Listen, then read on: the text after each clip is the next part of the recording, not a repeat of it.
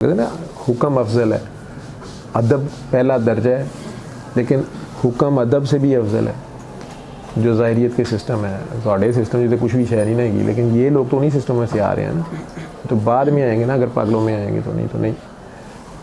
اللہ نے پوری جنتیں جتنی ہیں وہ آدم اور حوا کے حوالے کر دی. وہ کہہ رہا ہے اتنی بڑی ہیں کہ آج تک بھی شاید وہ پوری نہ دیکھ سکتے. ٹھیک ہے، تو جاؤ کھیڈو ملو عیش کرو. میں کہتا ہوں اگر وہ سیر پہ ہی نکلتے پتہ نہیں کہاں تک کیا تھا، ہنی مون ہی نہ مکتا. لیکن ساتھ ہی انہیں کہہ دیا کہ یہ والا یہ کام نہیں کرنا، ادھر نہیں جانا، باقی سارا کرو. اب اتنی جنت ہے اس میں ایک کام کرنا ہی نہیں ہے، انہیں کرنا ہی نہیں ہے. اٹھ کے نہیں پانی پینا، کیونکہ کرنا ہی نہیں ہے وہ کام، اس میں کوئی ایفرٹ ہی نہیں ہے. لیکن یہاں سے پہچان کا کھیل تھا کہ اللہ ساتھ ہے کہ نہیں ہے. وہ جو نہ نظر آنے والا اللہ تھا وہ ساتھ تھا کہ نہیں تھا. بی بی زلیخا یہاں پہ اور تھاٹ پروسیس کے ساتھ ہے. وہ بت کے ہوتے ہوئے اس بت سے حیا کھا رہی ہے، لیکن وہ بت پرست ہے. وہ تو ڈکلیئرڈ بت پرست ہے نا.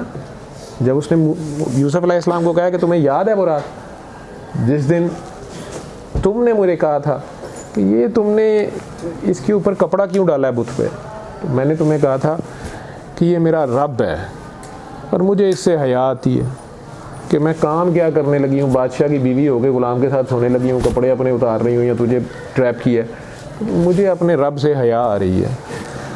تو تم نے مجھے کہا تھا کہ یہ پتھر کا رب جو کہ تو جانتی ہے کہ نہ سنتا ہے نہ دیکھتا ہے، اور اس کے باوجود تجھے اس سے شرم آ رہی ہے. اور میرا رب 7 دروازے بند اور 7 پردوں کے اندر بھی دیکھتا اور سنتا ہے،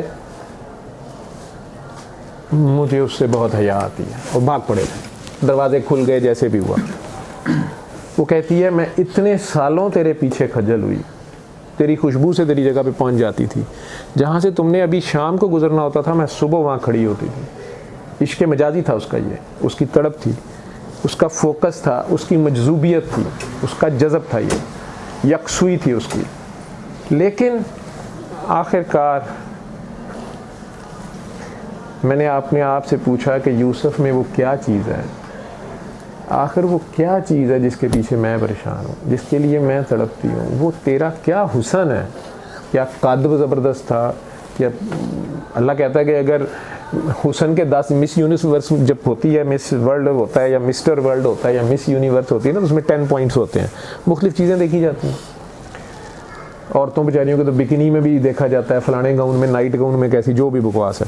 لیکن اللہ بھی کہہ رہا ہے کہ جو کوئی حسن کے 10 درجے ہیں، میں نے یوسف علیہ السلام کو نوازا تھا، ٹھیک ہے، پتہ نہیں کدھر سے. لیکن یہ نہیں ہے کہ اس وقت حسین مرد نہیں تھے یا زلیخا بدصورت تھی، وہ خود بڑی حسین تھی. لیکن میں نے یہ سوچا کہ وہ کیا حسن ہے تیرا، وہ کیا حسن ہے جس نے مجھے آج تک بے چین کیا ہوا ہے. تو وہ تیرا رب تھا، اور وہ رب جو تیرا رب تھا وہ میرے ساتھ بھی آج سے ہے. اور اس نے مجھے کبھی نہیں چھوڑا. مجھے خامن نے چھوڑ دیا، مجھے زمانے نے چھوڑ دیا، مجھے نیک نامی سے بدنامی نے لپیٹ لیا. مجھے نیک نامی چھوڑ گئی، پیسہ چھوڑ گیا، دنیا نے چھوڑ دیا، نظر ساتھ چھوڑ گئی، عمر ساتھ چھوڑ گئی، اور یہ ظاہری حسن بھی ساتھ چھوڑ گیا. نہیں چھوڑا تو میرے رب نے مجھے نہیں چھوڑا. یوسف آج مجھے تم نہیں چاہیے، وہ مجھے مل گیا جس کے پیچھے میں پریشان تھی، جس کے پیچھے میں دیوانی تھی. جو تیرا اصل حسن تھا وہ میرا رب ہے. اب مجھے اس سے حیا آتی ہے. یوسف علیہ السلام بیچارے کھڑے ہیں. پہلے مائی نے مول نہیں لایا، ایک کٹی لایا ہے. آج جڑی مائی اتنے سال پیچھے کھجل ہوندی رہی ہے، جہدے پیچھے جیل بھی کٹنی پی گئی، الزام بھی لگے، سارا کچھ ہویا. اللہ نے حکم دیا کہ بیچارے اگر وہاں گئے ہیں تو آگے سے اس نے بھی کہہ دیا سوری. تو حسن یوسف پھر کھڑا ہے اور آگے سے زلیخا گاہک نہیں ہے. کیا سبق دے رہی ہے وہ؟ حیا. جو یوسف علیہ السلام کی وہاں حیا تھی اپنے اللہ سے، حیا، ریگارڈ، تقویٰ جسے تم کہتے ہو.